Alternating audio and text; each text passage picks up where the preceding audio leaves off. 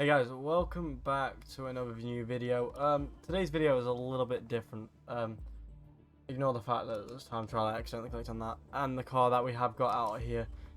Today's video is going to be based on my camera settings and my force feedback settings that I use on F1 2021, as well as what I use on my OSD, which is my on-screen display.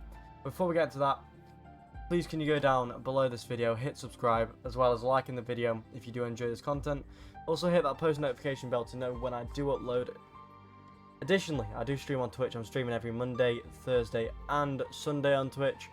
I'm going to be streaming my F1 League races, so if you could also go down there, click the links in the description, it'll take you over to the following.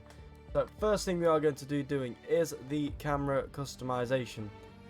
As you can see, I use -10 on the field of view, I use 0 on the offset lateral, 5 on the offset horizontal, 15 on the offset vertical, -20 on the angle, 0 near clip pane, mirror angle is -20, camera shake and camera movement are all 0. That's what I use when I am, racing along in professional races and, just trying to do my best when I am in league races. Another news, the TV pod offset. The only thing that's really different with that, I don't know why it's done like that, but as you can see, let me try and sort this out here. It doesn't want to actually change, but yeah, with the player car TV pod offset, there we go.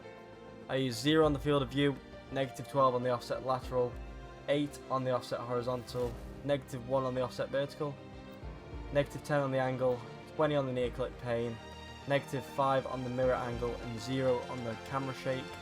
This is what I use on the My Team videos. Other than that, I don't use this camera angle. I do stick to the TV pod camera angle, which I really do like. When I'm obviously got league racing going on, I'll reset it so it is back to the default. But at the moment, those are the two camera angles I am running on F1 2021. Second thing is the OSD. Now, you can take all these if you want, do whatever you need with them. Got color blindness, choose your colorblind mode for the racing line. Proximity arrows, driver tags, everything stays on pretty much as you want. Some people do have the virtual rear view mirror on. I don't, because I like to actually be able to look behind me.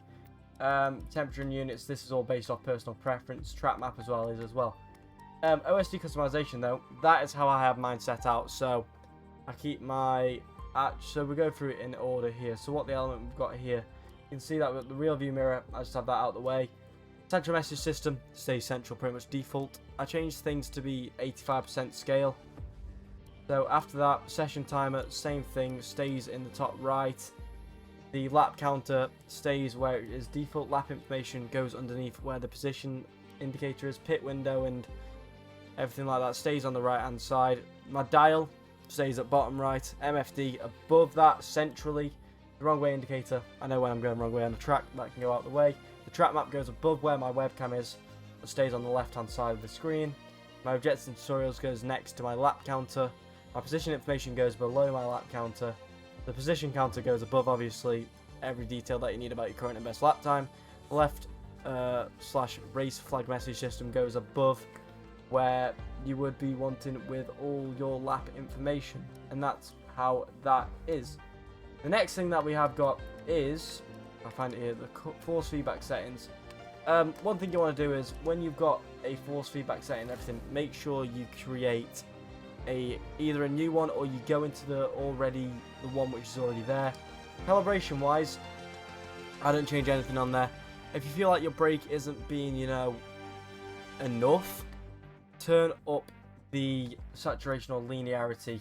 Basically what that's going to do is it's going to make it so that the less you put on the pedal, the more the car's going to brake, whereas your dead zone is how much of that actually being pushed in. So if I put my brake dead zone up by, so say maybe 5, for the first 5% of the input that I'm putting in, it won't want to do anything, and then it will. It's same with throttle and your steering. If you feel like when you're going straight on the straight with your steering wheel and your car's slightly drifting, turn that dead zone up to 1. Your car won't do anything when you are going straight with the wheel, but as soon as you start turning, then it will kick in. Vibration and force feedback, this is all down to personal preference. I choose 60 on the vibration and force feedback strength because obviously with me, I create videos and I don't want my wheel to be very, very annoying. That's why all these are lower. Your wheel rotation, make sure you have that on 360 degrees. So your wheel, when you've got it all the way to the right, you'll be able to get your hands in the same position but all the way to the left. So if I show you my remote here, I've got my racing wheel. That should be 180 degrees, and the other way, that should be 180 degrees, making a total of 360 degrees. Your understeer enhance is very, very important. Have that on. So what an understeer is basically you're turning your wheel, but your car isn't turning enough. What understeer enhance does is shows that it basically, as it says there, the level of drop-off forces the tyres to exceed peak slip, and it sort of shows how much more understeer there is than what the game has when you turn that off. Wheel damper, the strength of the tyres through the racing wheel. That is the main thing that comes with force feedback.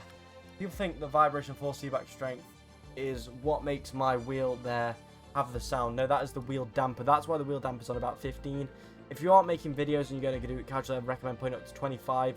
With all these, if you are casually just doing racing for yourself, put all these up by around about 10 or 15. But yeah, I do my settings based on me who makes videos. Yet again, these buttons are all personal preference. You can have these to whatever you want. I know people who have the clutch set to, for example, they could have it set as the select button, just so that, like I have that as my overtake mode, but people have that their buttons set up to personal preference, like Lewis Hamilton does, for example. If we have for example, the wheel there, Lewis Hamilton's clutch is there. Most drivers have the clutch down there. Like with the overtake mode, Mercedes have a button on the back of the wheel, whereas most cars have it as, for example, where the B button is there on the Xbox remote. Yeah, that is how my camera settings are in the game. If you do want to see what the camera setting looks like, that is what it looks like. It's very esports style. But yeah, that is today's video. I thank you guys for watching this video, and I'll see you guys around. Peace out.